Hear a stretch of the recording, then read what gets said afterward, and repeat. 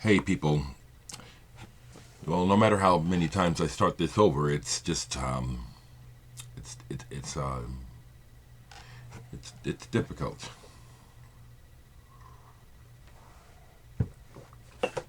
We ended last year on the bummer of losing Lemmy.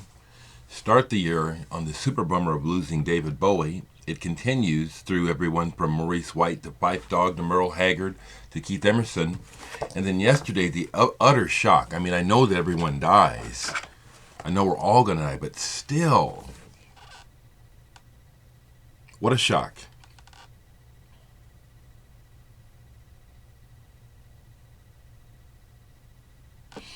I mean, talk about someone who was still right in the thick of things, right in the middle, still at 57, 4 years younger than me, by the way.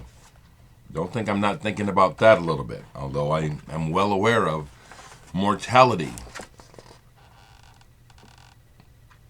But Prince was so alive and so vital. It was a shock. It was a shock to my system when I first saw I read it for myself first. Dead body at Chanhassen complex.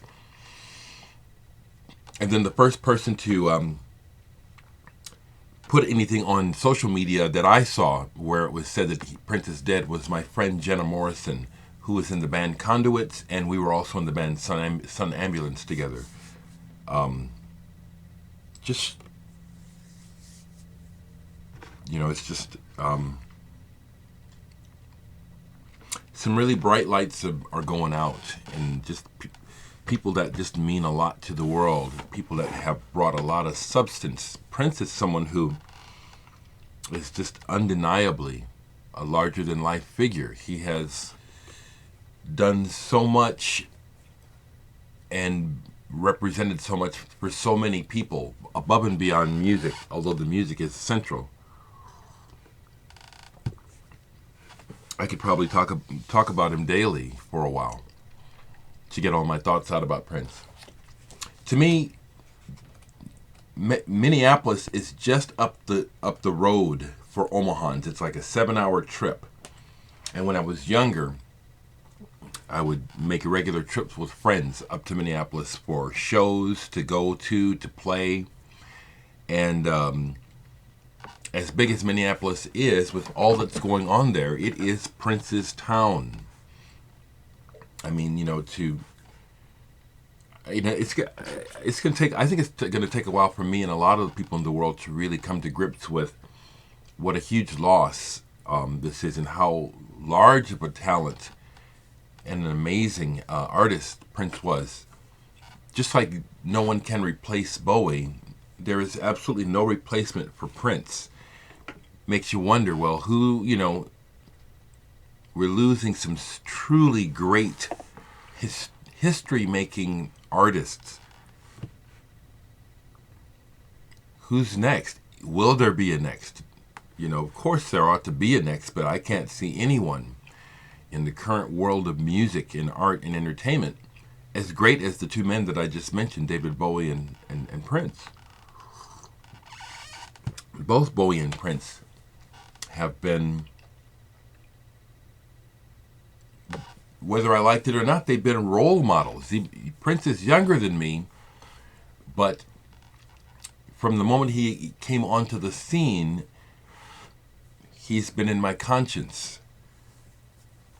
As a black man, which he is, light-skinned, short, and beautiful,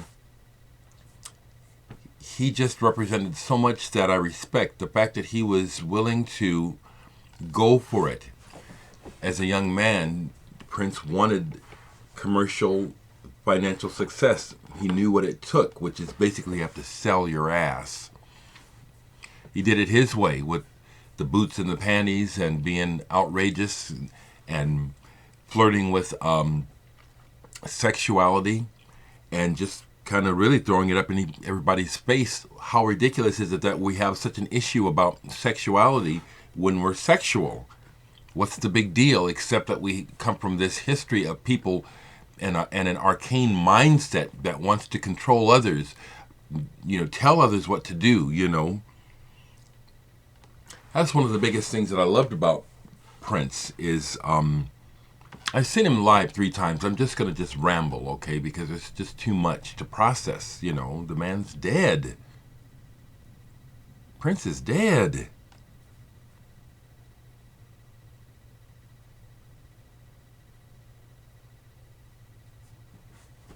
Damn.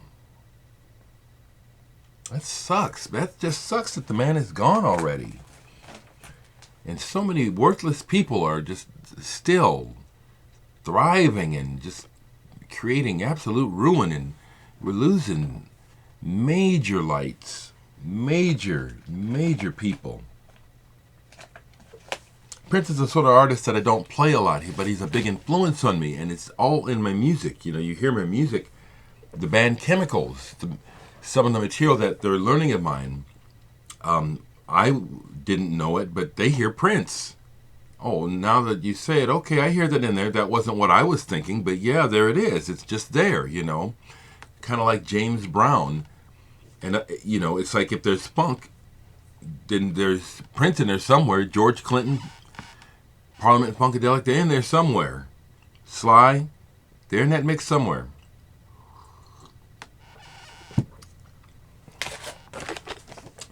I do have Prince records. I have some collector's items. I was not a dedicated Prince collector because of my interests and my eclectic interest in music. And Prince being a mainstream artist, it's like his stuff is so ubiquitous that I've tried to pick it up when I can afford to, as I'm trying to buy other stuff. But let me get back to, because again, I may talk about Prince again in another video. I'm still kind of in shock, even though I'm not. You know what I mean? It's like I'm still processing the fact that the young man. Notice I said young right away. 57 is young to be dying, especially such a bright, vital musician, artist. God only knows what kind of madness is going on behind the scenes about his estate. What kind of family is left? But I saw him 3 times that I can remember, possibly 4. I remember 3. I might have seen him live 4 times. First time was on the Controversy tour. Then I saw him on the 1999 tour. Then I saw him much later. And I just have to tell you this because when I saw him on the Controversy tour, it was a little bit upsetting to have to deal with. He was very, very sexual in his presentation.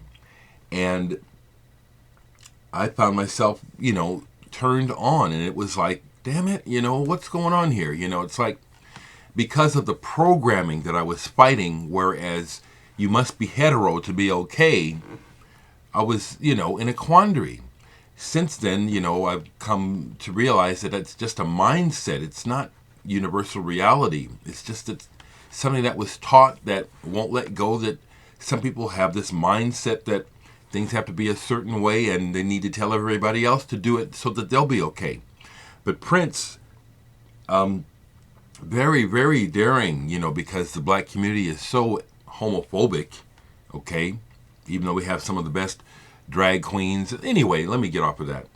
But what I'm getting at is that it was very significant to me how Prince played with that and challenged that perception of people. We're sexual beings. What is the big deal about whether or not I'm sleeping with a guy or a gal? That's something that he brought to the fore that I really appreciated besides his music, that he was willing to be a real human being, which is sexual. He's a beautiful man. Why? How can it be wrong anyway? Beauty. You see the beauty, you respond to it. Period. Yes, I pulled my Prince albums. I have some. I don't have a lot. He has so many records. A friend of mine who's gone already, John Batner, rest in peace, he had the biggest Prince record collection I've ever seen. And it was hundreds of items. He had stuff that I had no idea existed. So that showed me that I have no business trying to be a dedicated Prince collector, but I have Prince in my collection. and his music and his image, and just so much about Prince is just very significant and important. And like this song here, Money Don't Matter Tonight, I really relate to the words of this song really strongly. So many thoughts.